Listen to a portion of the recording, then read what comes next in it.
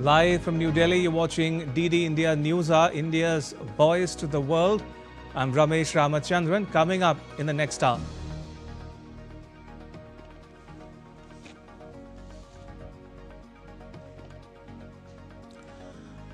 Prime Minister Modi pays tribute to Sardar Vallabhbhai Patel on National Unity Day, commemorates the 150th birth anniversary of the Iron Man of India.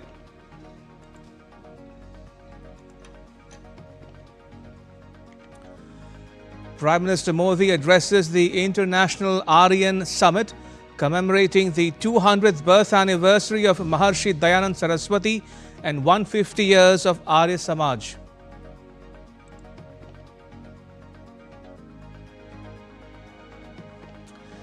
India and the US sign a 10-year defense pact. Minister Singh says the framework will herald a new decade of partnership.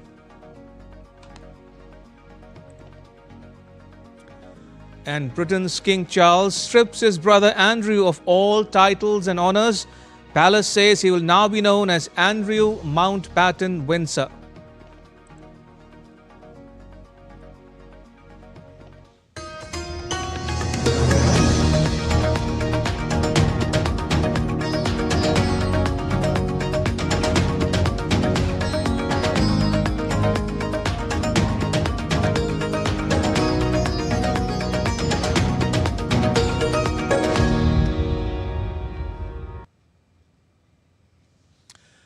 Prime Minister Modi called upon his compatriots to unite and dedicate themselves to India's progress.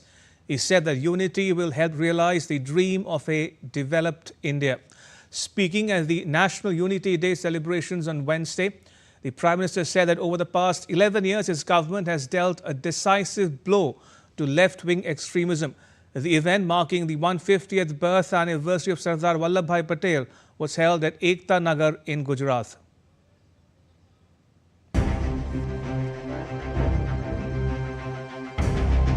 A grateful nation paid tribute to the Iron Man of India, Sardar Vallabhbhai Patel, on his 150th birth anniversary.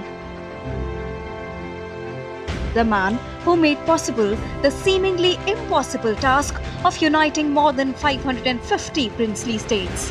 The Statue of Unity, standing tall, is not just a monument, but a symbol of national integration and unity. मैं राष्ट्र की एकता, अखंडता और सुरक्षा को बनाए रखने के लिए स्वयं को समर्पित करूंगा।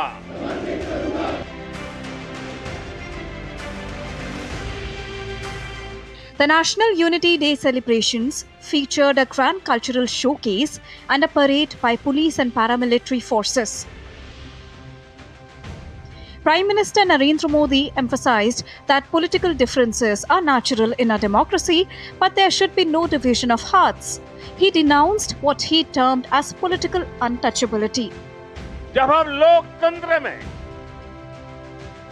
राष्ट्रीय एकता की बात करते हैं, तो इसका एक स्वरूप ये भी है कि हम विचारों की विविधता का सम्मान करें। लोकतंत्र में मतभेद स्वीकार्य है, मनभेद नहीं होना चाहिए। लेकिन विडंबना देखिए, आजादी के बाद जिन लोगों को देश ने दायित्व सौंपा, उन्हीं लोगों ने वी द पीपल की स्पिरिट की हत्या करने का प्रयास किया। Artists performing along the parade route brought alive the spirit of Ek Bharat, Shreshtha Bharat. Taking a strong swipe at the Congress party, Prime Minister said Sardar Patel wanted to fully integrate Kashmir, but his vision was not fulfilled due to the decisions taken by Pandit Nehru. Prime Minister also asserted that since 2014, the government has mounted a decisive and powerful offensive against Naxalism and Maoism and vowed that India will continue its determined fight against infiltration and divisive forces. देश के भीतर दशकों से विदेशी घुसपैठिए आते रहे, देश की एकता दांव पर लगाते रहे, लेकिन पुरानी सरकारें इतनी बड़ी समस्या पर आंख मूंदे रही। वोट बैंक की राजनीति के लिए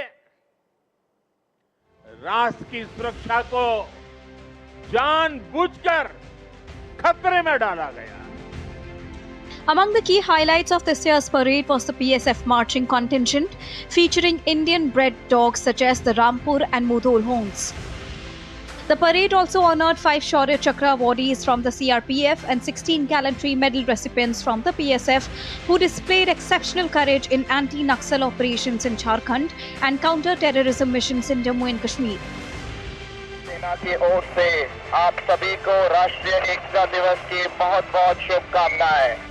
The Indian Air Force added grandeur to the occasion with a spectacular fly-past under Operation Surya Kiran.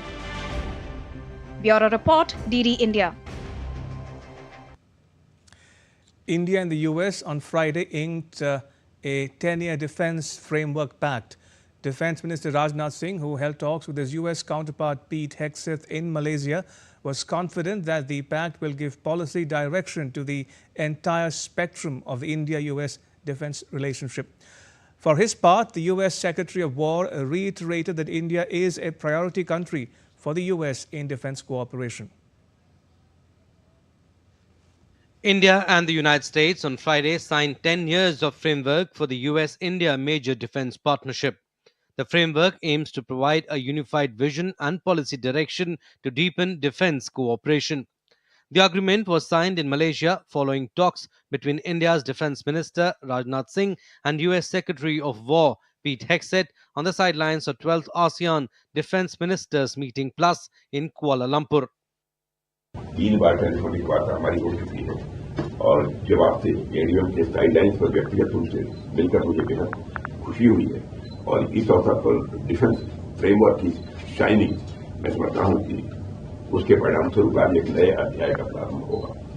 इन शब्दों के साथ मैं पुनः आपको धन्यवाद देता हूं और मेरा पूरा विश्वास है कि आपकी लीडरशिप में भारत और यूएस के रिश्ते और अधिक मजबूत होंगे। US Secretary of War reiterated that India is a priority country for the US in defense cooperation and they were committed to work closely with India to ensure a free and open Indo-Pacific. Talking about 10-year US-India defense framework, Pete Hegseth wrote in a post, "This advances our defense partnership, a cornerstone for regional stability and deterrence. We are enhancing our coordination, info sharing and tech cooperation. Our defense ties have never been stronger." India-US defense cooperation is based on new framework for India-US defense cooperation, which was renewed for 10 years in 2015. In 2016, the defense relationship was designated as a major defense partnership. On 30th July 2018, India was moved into the Tier 1 of the US Department of Commerce Strategic Trade Authorization License exception. Defense procurement from the US is growing and amounts to more than $20 billion US. Major US origin platforms in use include C-130J, C-17, Apache, Chinook, MH-60R helicopters and P-8I. Important defense agreements which provide the framework for interaction and cooperation are Logistics Exchange Memorandum of Agreement 2016, Communications Compatibility and Security Agreement 2018, Industrial Security Agreement 2019, and Basic Exchange and Cooperation Agreement 2020, and Memorandum of Intent for Defense Innovation Cooperation 2018, Security of Supplies Arrangement, and both sides also signed the deal on MQ-9B Reapers in October 2024. Important bilateral exercises include Yudh Abhyas, Vajra Prahar, Malabar, Cope India, and Tiger Triumph. Red Flag, Rimpak, Cutlass Express, Sea Dragon, Milan are some of the multilateral exercises in which the two countries participate. Rajnath Singh said that defense will remain as the major pillar of bilateral relations and this new framework is a signal of growing strategic convergence and will herald a new decade of partnership. Bureau Report, DD India. And Defence Minister Rajnath Singh addressed the second edition of the ASEAN-India Defence Ministers meeting in Kuala Lumpur on Friday. The minister highlighted a wide array of domains of India-ASEAN cooperation and the role this partnership plays in addressing traditional and emerging security challenges in the region.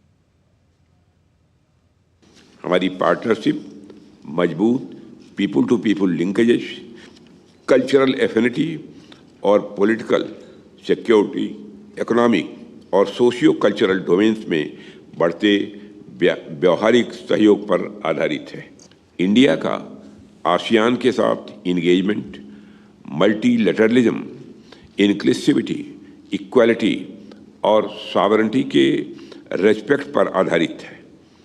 Defence और security cooperation, diplomatic और economic initiatives को complement करता है। इससे एक holistic partnership बनती है जो ट्रेडिशनल और इमर्जिंग सिक्योरिटी चैलेंजेस दोनों को एड्रेस करती है। The minister said that 2026 would be celebrated as the ASEAN-India Year of Cooperation. He shared India's viewpoint on freedom of navigation in the South China Sea. Regional security ढांचे में India की भूमिका ADMM plus और अन्य ASEAN lead mechanisms में सक्रिय भागीदारी पर आधारित है।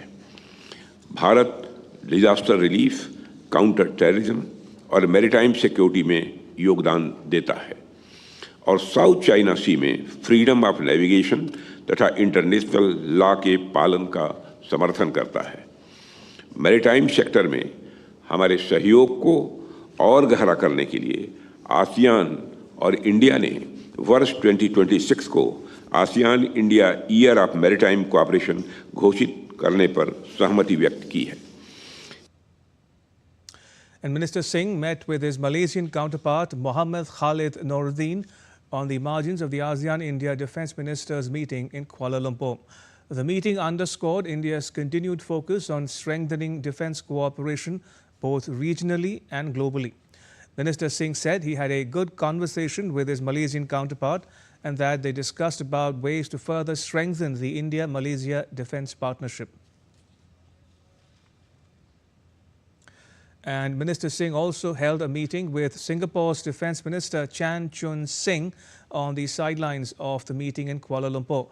He reaffirmed India's commitment to enhancing strategic defence collaboration with Singapore, reflecting the broader objective of fostering regional security and mutual cooperation. Still to come on DD India NewsHour. Japan's Prime Minister Takaichi Sanai raises concerns over South China Sea and Xinjiang with China's President Xi Jinping.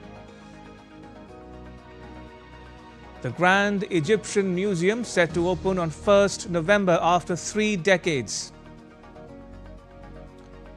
And the centrist D66 party wins Dutch election.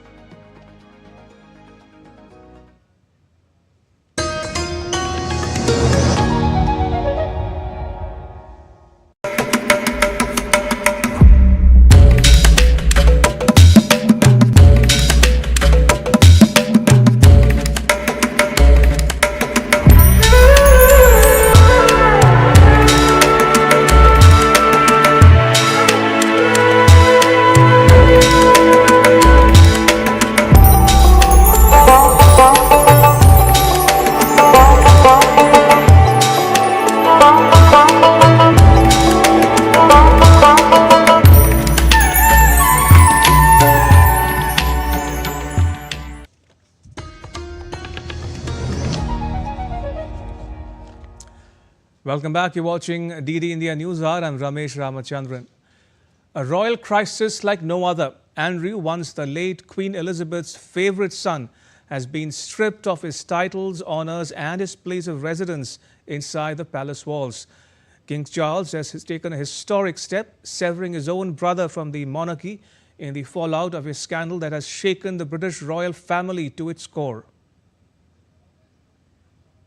Once dubbed Randy Andy by the British tabloids, Prince Andrew has hit a new and devastating low. The royal has now been stripped of his cherished titles. King Charles has moved decisively against his younger brother, stripping him of military honors, royal roles, and even pushing him out of his Windsor home. Buckingham Palace confirmed the move on Thursday.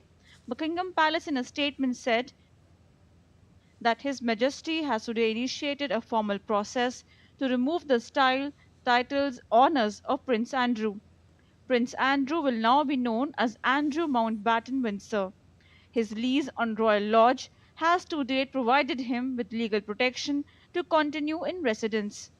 Formal notice has now been served to surrender the lease and he will move to alternate private accommodation. These censures are deemed necessary, notwithstanding the fact that he continues to deny the allegations against him.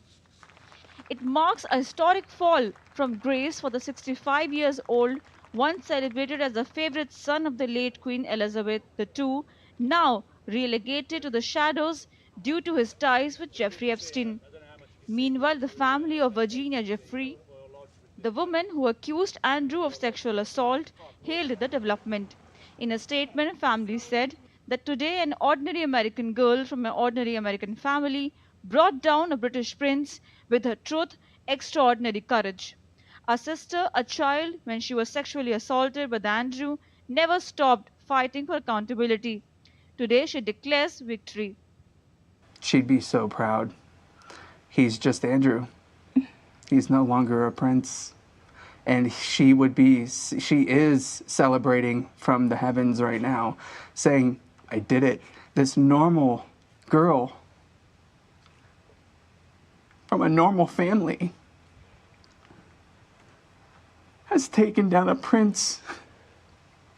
We are so proud of her.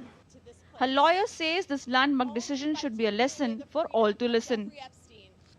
The voice of Virginia Jeffrey has changed history. Her bravery, determination, and resilient spirit has led to a defining moment.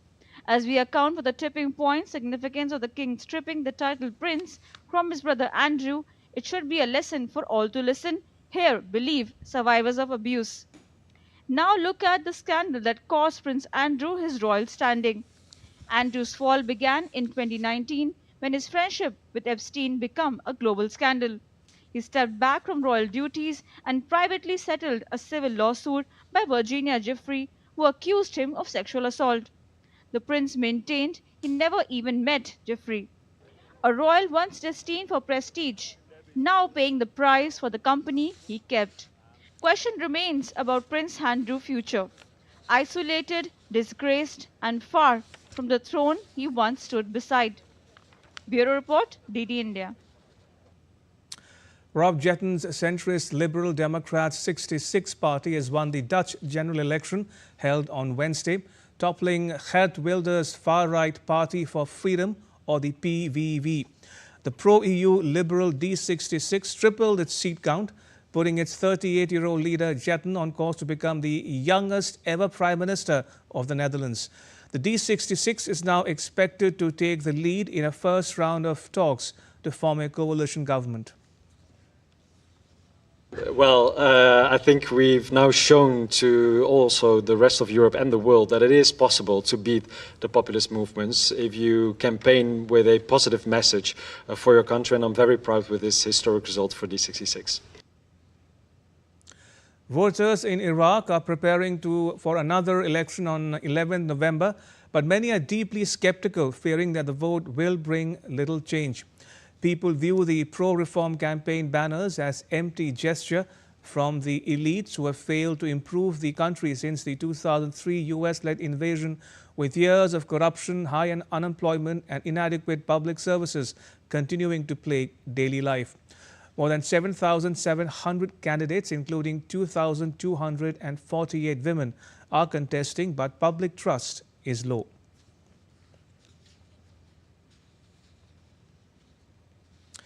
Security has been tightened around the Grand Egyptian Museum in Egypt's Giza ahead of its official opening on Saturday. The billion-dollar ultra-modern museum anticipates 5 million visitors annually, with never-before-seen relics on display, which Egypt hopes will help revive tourism and boost its troubled economy.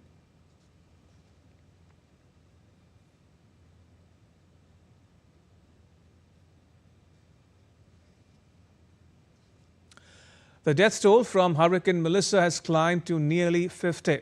The hurricane has already devastated several Caribbean islands and is now threatening Bermuda. The ferocious storm is expected to become an extratropical cyclone, reaching northeastern U.S. and eastern Canada. With sustained winds reaching 155 kilometers per hour, tropical storm conditions were reported in Bermuda on Thursday as the island remained under a hurricane warning. And in news from the APEC summit, South Korea played host, but all eyes were on China's Xi Jinping, where he met leaders of Canada and Japan. In their first meeting, China's Xi and Japan's Takaichi agreed to work on building a constructive and stable relationship between the two countries. Takaichi raised serious concerns about the South China Sea, Hong Kong and Xinjiang. On the margins of the forum in Gwangju, Chinese President and Canadian Prime Minister discussed trade issues including agriculture and electric vehicles, bringing China-Canada relations back to the right track. Prime Minister Carney accepted President Xi's invitation to visit China. This meeting comes after a long halt. The last formal meeting between the leaders of Canada and China took place in 2017. In some news from India now, Chhattisgarh is celebrating 25 years of its formation as a state. Prime Minister Modi will visit the state on the 1st of November. His visit is being seen as the beginning of a new chapter in the development journey of Chhattisgarh. Chhattisgarh is buzzing with excitement. The Indian state is set to witness a significant moment on November 1st this year. It will complete 25 years since its formation. Once surrounded by the threat of Naxalism, the state is now inching closer to becoming Naxal-free, witnessing a new dawn of peace and prosperity, a result of the government's firm policies and consistent security operations. Prime Minister Narendra Modi will visit Chhattisgarh on November 1st. From interacting with children successfully treated for congenital heart diseases to inaugurating the new Brahma Kumari's building, unveiling the new Legislative Assembly complex and the Tribal Museum, Prime Minister Modi's visit is packed with major events. We have a very small team, sir. We have got 4 hospitals, of which Raipur is the first hospital. We have got 20 odd doctors, and most of us are sort of multitasking.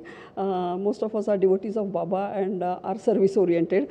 So we follow the tenets of our Swami Baba, and one of the things was we have to provide access to care to those who are unserved. So the main motto is, first of all, love all, serve all, and second thing is to serve the unserved, sir. The Prime Minister will also unveil the statue of Bharat Ratna and former Prime Minister Atal Bihari Vajpayee at the new Chhattisgarh Vidhan Sabha building in Nava Raipur, Atal Nagar. Keeping sustainability in mind, this state-of-the-art complex is fully powered by solar energy and equipped with a rainwater harvesting system. Right now, I'm standing in front of the new Chhattisgarh Legislative Assembly, which Prime Minister Narendra Modi will be inaugurating. This complex is built at a cost of around 324 crore rupees, and this embodies the concept of Make in Chhattisgarh, where every element is built local. ये छत्तीसगढ़ के विकास का प्रतीक है। आत्मनिर्भर होता छत्तीसगढ़, विकसित छत्तीसगढ़, स्वाभिमान के साथ खड़ा छत्तीसगढ़, देश में विकसित राज्य की श्रेणी में जा रहा है Chhattisgarh. PM Modi will inaugurate and visit the Shaheed Veer Narayan Singh Memorial and Tribal Freedom Fighters Museum. Spread over 9.75 acres, the museum has been built at a cost of 50 crore rupees and showcases 12 major tribal movements across India. This museum is a Honorable Prime Minister vision, and he announced that wherever tribal people had freedom fighters, he will make a museum all over state, all over country, and Chhattisgarh is one of them. And tribal people, they are very excited that Honorable Prime Minister will come and he will have a Lokarpan here. The Prime Minister will also participate in the 25th State Foundation Day celebrations and will inaugurate and lay the foundation stone for the developmental and transformative projects worth over 14,260 crore rupees, covering key sectors such as roads, industry, health and energy. At a time when Chhattisgarh is celebrating its glorious 25 years of its foundation, This visit by Prime Minister Narendra Modi is really significant as it will give an impetus to the development of the state. With camera person Manmohan, this is Siddharth Bhardwaj reporting for DD India in Nawa Raipur. The Sri Satya Sai Sanjeevani Hospital at Nawa Raipur in Chhattisgarh is not just a place of treatment, it's a ray of hope. Ahead of Prime Minister Modi's visit to the state, the hospital has made its mark in the Guinness Book of World Records for the largest gathering of cardiac surgery patients who got treated here under one roof. DD India Siddharth Bharadwaj caught up with little bundles of joy who were treated here and their parents. When we talk about the state's development, one factor which matters the most is the healthcare. And today, I'm standing in front of Satya Sai Sanjeevani Center for Child Healthcare, and I have these students with me who got operated, in their heart, and they got their checkup done. And I have some students with him. Let's talk to them. आपका क्या नाम है बेटा? श्रेया प्रजापति। अच्छा, कैसा लग रहा है यहाँ पे आके? यहाँ पे बहुत अच्छा लग रहा है। क्या प्रॉब्लम थी आपको? दिल में छेद था। अच्छा, अब हो गया आपका सारा इलाज? Yes. Let's also talk to their parents as well who are there. When I come to here, I got advices from the doctor. He told us they only within a single sitting will get it cured, and it really miracle. And I'm very much thankful to the Satya Sai group. So definitely you saw the smiling faces of the parents who have come with their child to get their child treated, and they say that they didn't even have to spend a single penny for the treatment of their children. With camera person Manmohan, this is Siddharth Bhardwaj reporting for DD India in Nawa Raipur. Vice President C.P. Radhakrishnan offered prayers to Lord Shiva at the Kashi Vishwanath temple. Uttar Pradesh Chief Minister Yogi Adityanath accompanied him. The Vice President was warmly welcomed by crowds with chants of Har Har Mahadev as the temple priests conducted formal worship and rituals. It was the Vice President's first visit to Kashi after taking office. He saw the blessings of Baba Vishwanath and prayed for peace and prosperity of the country. The Chief Minister presented him with a ceremonial garment and a symbolic gift.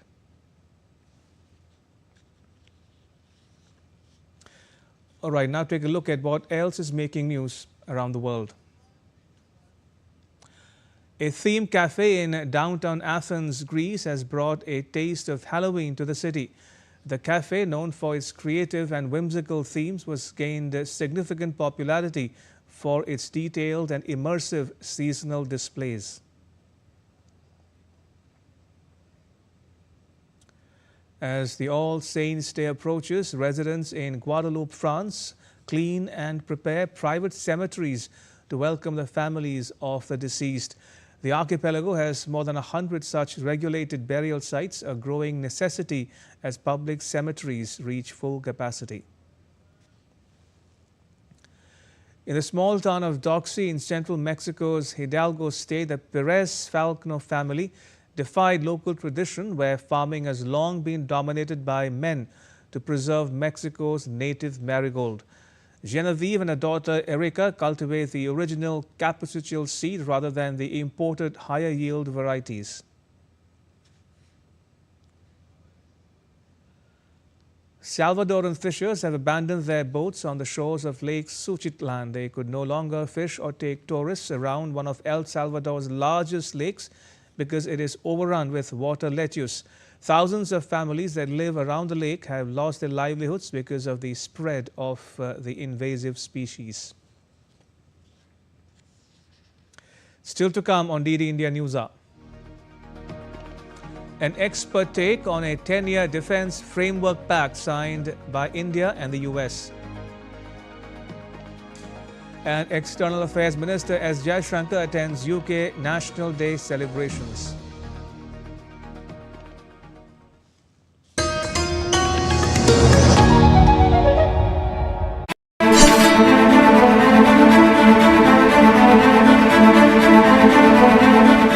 Reddit users are debating whether British even used the divide and rule policy. This question of whether there was divide and rule is like asking sort of whether the sun rises in the east.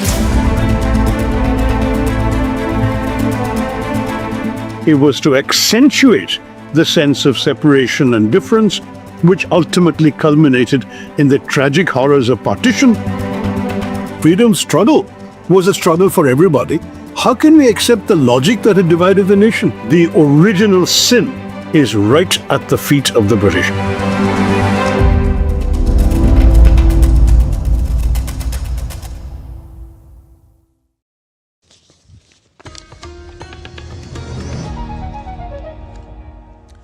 Welcome back. You're watching DD India Newshour. I'm Ramesh Ramachandran. A quick recap of the headlines. Prime Minister Narendra Modi pays tributes to Sardar Vallabhbhai Patel on National Unity Day, commemorates the 150th birth anniversary of the Iron Man of India. India and the US sign a 10-year defense pact. Minister Rajnath Singh says the framework will herald a new decade of partnership. And Britain's King Charles strips his brother Andrew of all titles and honours. Palace says he'll now be known as Andrew Mountbatten Windsor.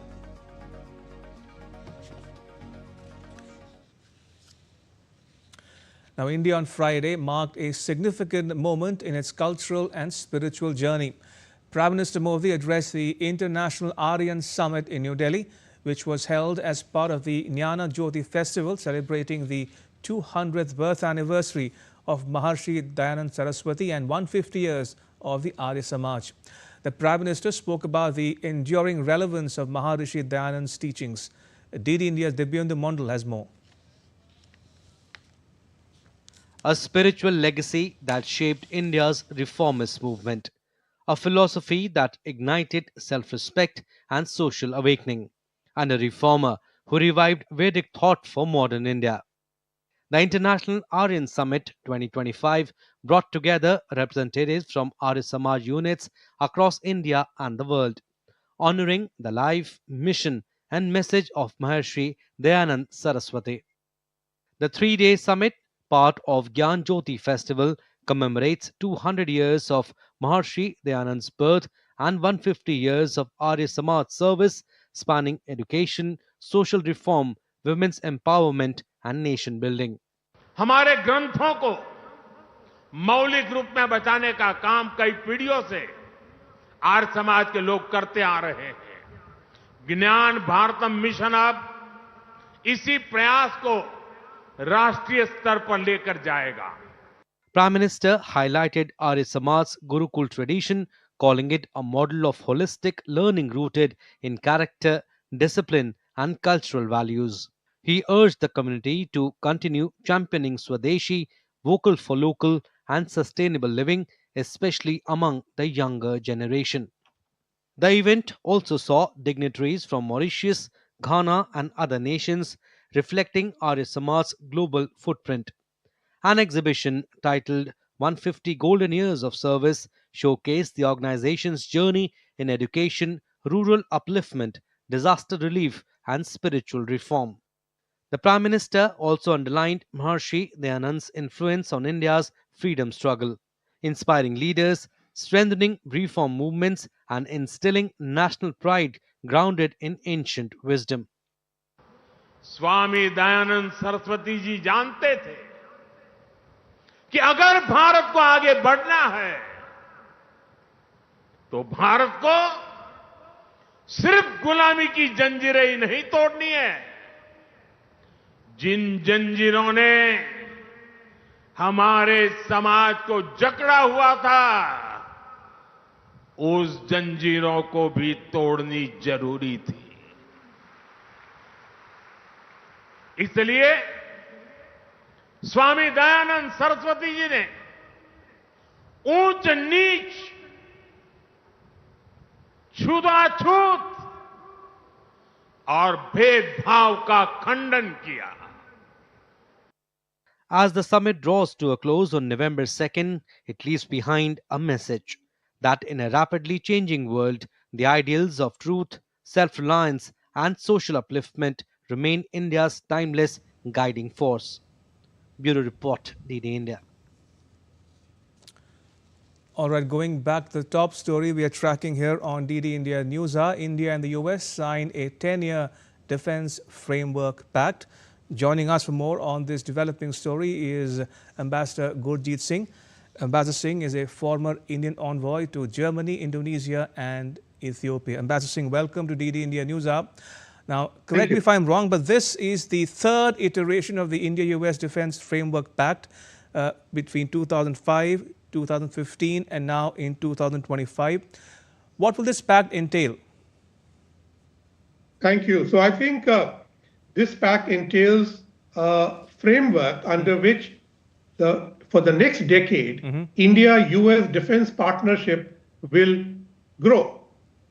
So this takes all the old pacts and adds momentum and modernity to it.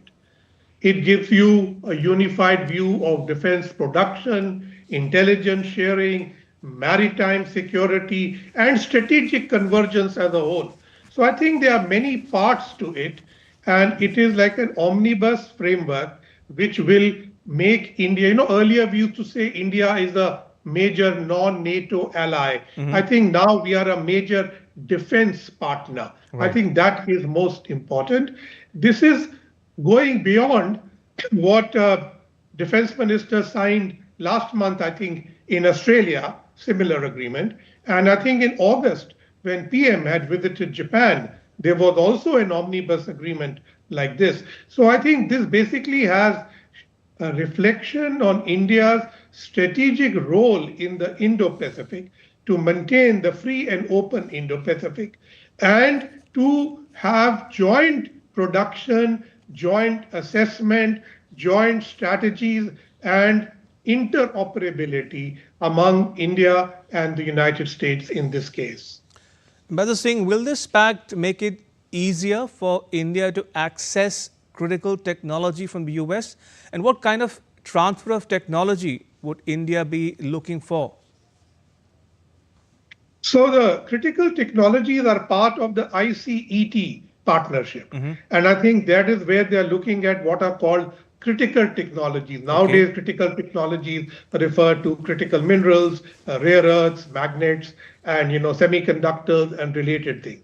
But you're right, within the defense segment, there are also many critical technologies like, the GE 404 engines and other matters.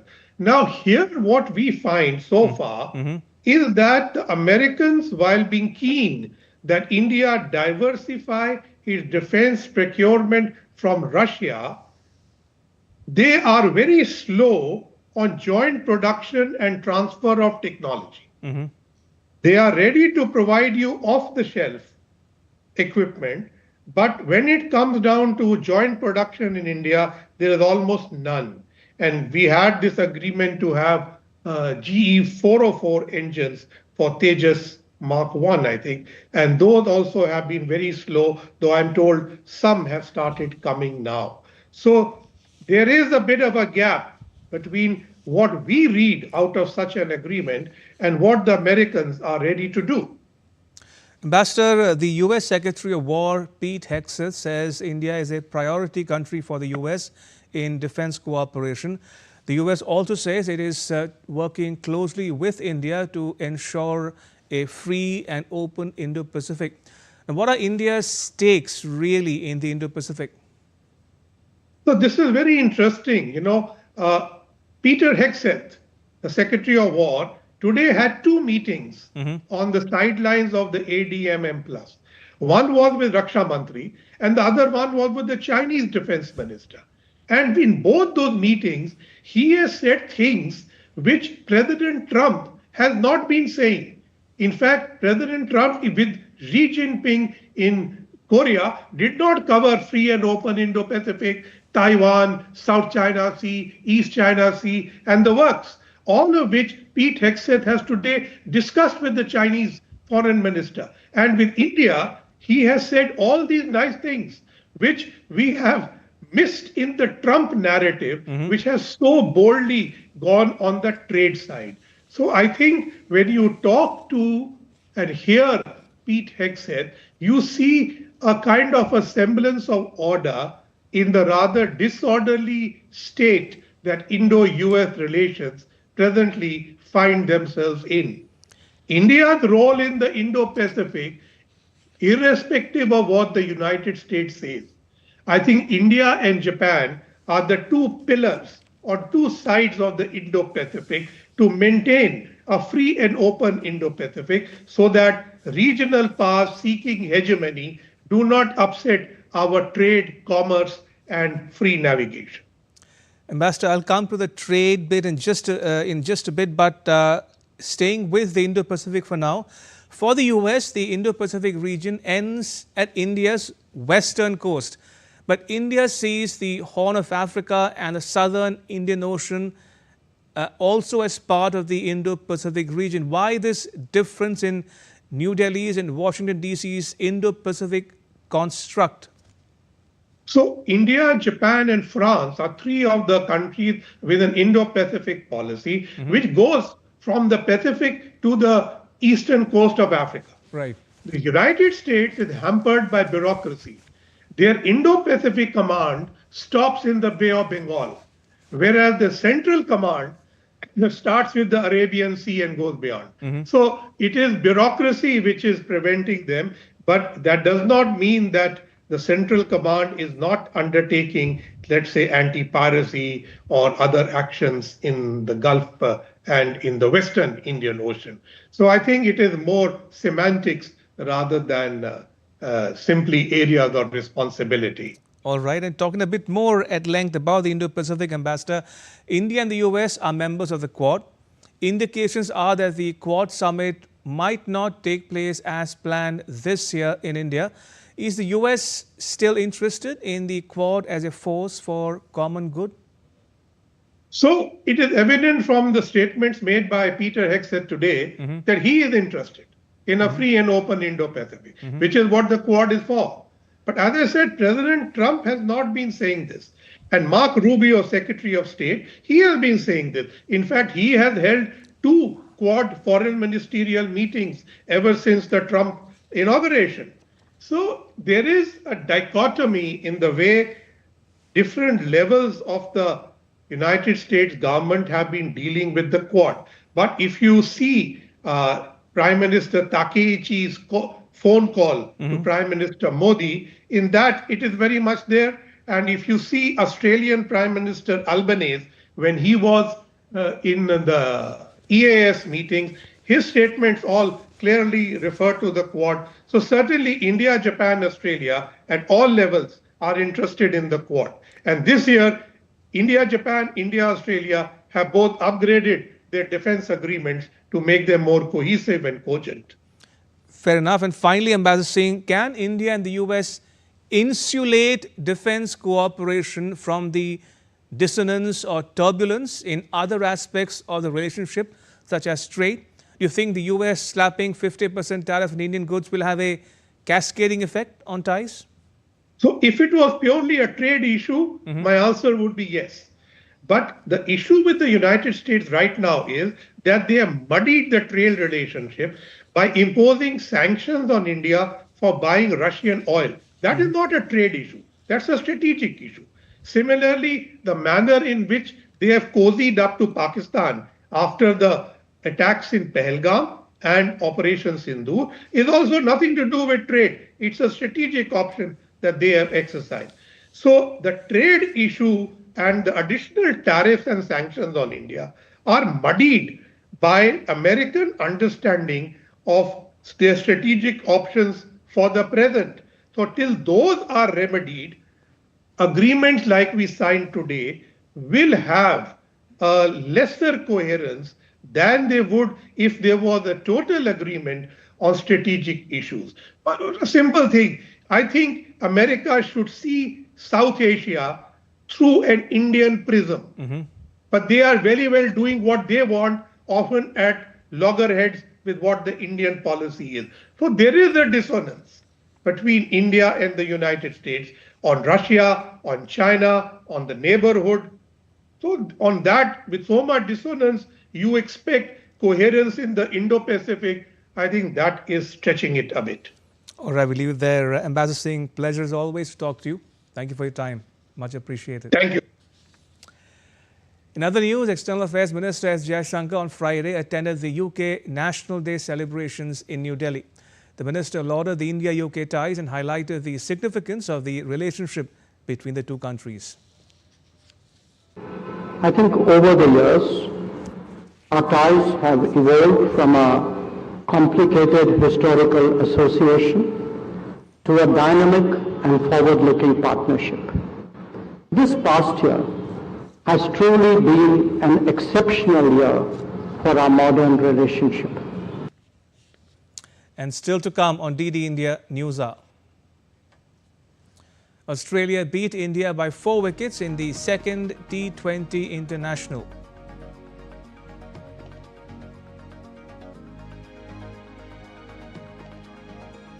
And we get you glimpses of Halloween celebrations from around the world.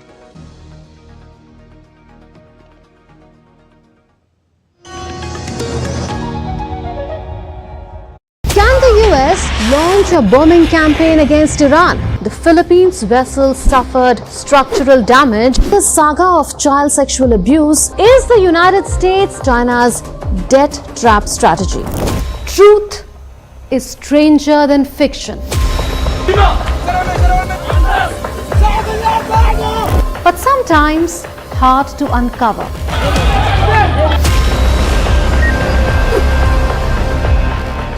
Trust us to tell the truth, unadulterated and pure, of every story that matters to you. Every weapon will save your country. You read between the lines, cut the clutter, and connect the dots to get you the full picture. Watch Connecting the Dots at these times with me, only on DD.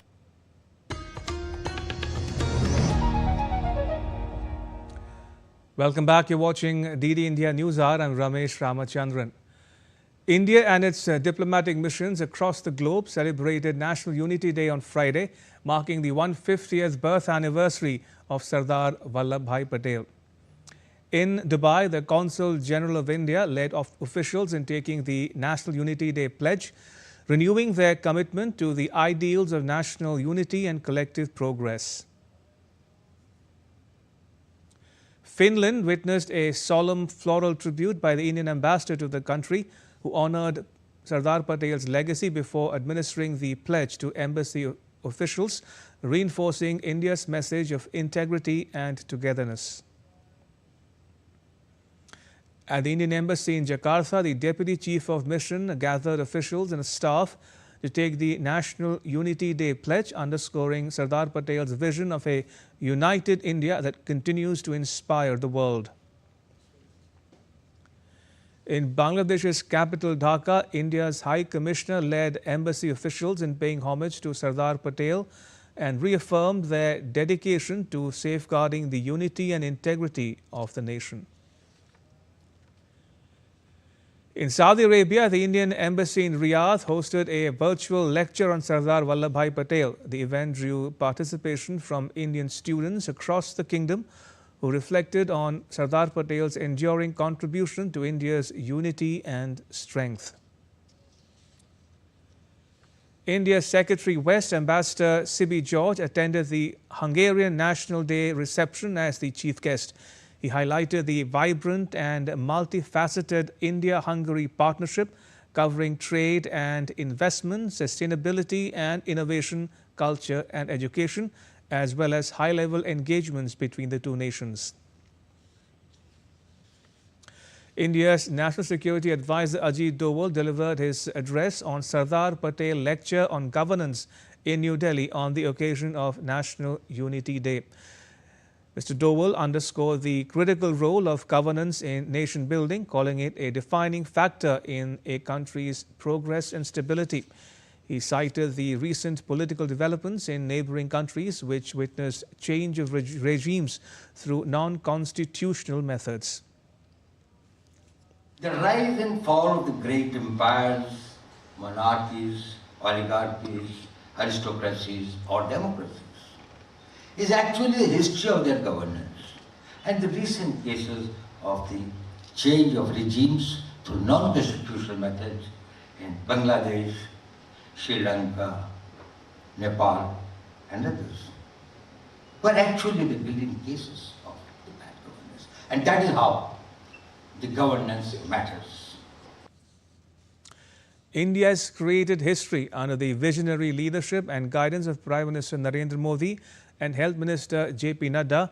The Swasth Nari Sashakt Parivar Abhiyan has created 3 Guinness World Records. Recognizing India's unparalleled commitment to preventive and women-centric healthcare, the records achieved are as follows. Most people to register for a healthcare platform in 1 month, which is over 3.21 crore. Most people to sign up for a breast cancer screening online in 1 week, which is over 9.94 lakh. And most people to sign up for vital signs screening online in 1 week at the state level, which is over 1.25 lakh. The Prime Minister had launched the nationwide campaign Swasth Nari Sashakt Parivar Abhiyan from the 17th September to the 2nd October in conjunction with Poshan Mah. On the lines with Prime Minister Modi's appeal to business persons around the world to make in India, make for the world, an Australian First Nations label Kirikin showcased its stunning designs in New Delhi, with Indian models walking the ramp in an event that beautifully blended art, fashion and culture. The event, titled Connection to Country, was hosted in collaboration with the Centre for Australia-India Relations and the Fashion Design Council of India. The brand Kirikin's manufacturing unit is based in Noida, where Indian fabrics are used to produce Australian designs, a perfect reflection of the Make in India, Make for the World spirit.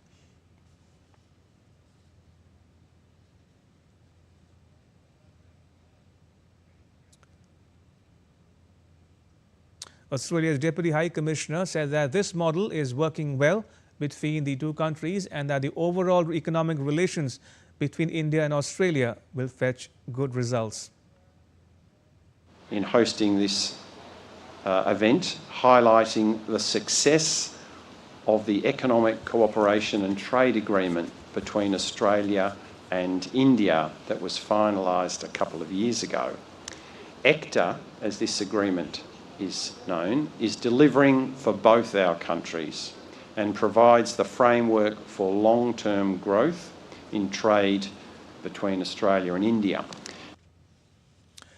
To sports news now, Australia beat India by 4 wickets in the second T20I at the Melbourne Cricket Ground on Friday.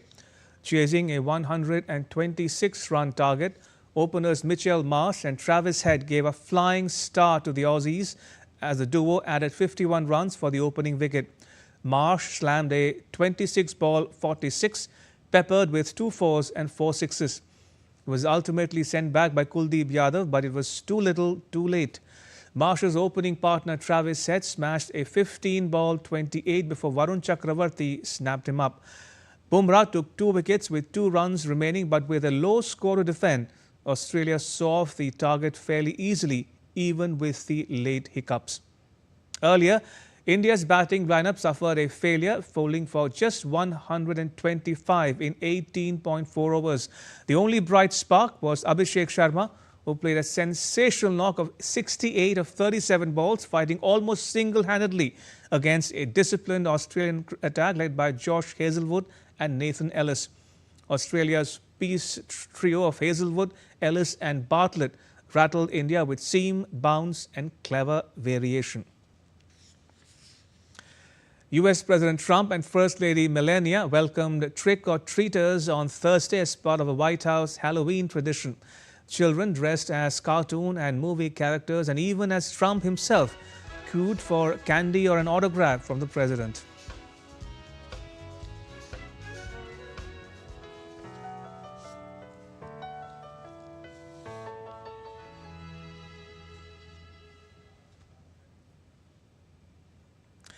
Now, Halloween is a holiday celebrated each year on 31st October.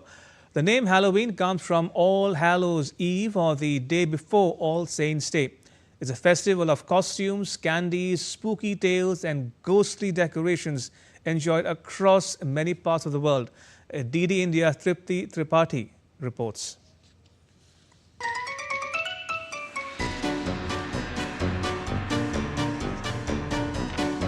Tonight the air is filled with thrills, chills and a hint of mischief. Halloween is here. One night when ghosts, witches and ghouls come out to play and children and adults alike embrace spooky fun. From carved pumpkins glowing eerily on doorsteps to haunted houses and costume parties, Halloween is all about celebrating creativity and a little fright-filled fun. Trick-or-treaters roam the streets in a perfect mix of excitement and suspense. Halloween's origins date back more than 2,000 years to the Celtic festival of Samhain, a harvest celebration that coincided with the beginning of the new year. People believed that on this night, the spirits of the dead roamed the earth. Hence, they wore masks and other disguises to avoid being recognized by ghosts believed to be present. Those mystical rituals help give modern Halloween its cast of classic characters, the witches, the ghosts, the goblins, and other things that go bump in the night, and the now light-hearted practice of dressing up. And it's not just for kids. Adults are joining in too, with themed parties, horror movie marathons, and creative decor that turns neighborhoods into miniature haunted worlds. But amidst the fun, safety is key. Whether it is keeping an eye on little trick-or-treaters, lighting the way safely, or choosing safe costumes, Halloween is about fun, fright, and memories that linger long after the night ends. Tripti Tripachi's report for DD India.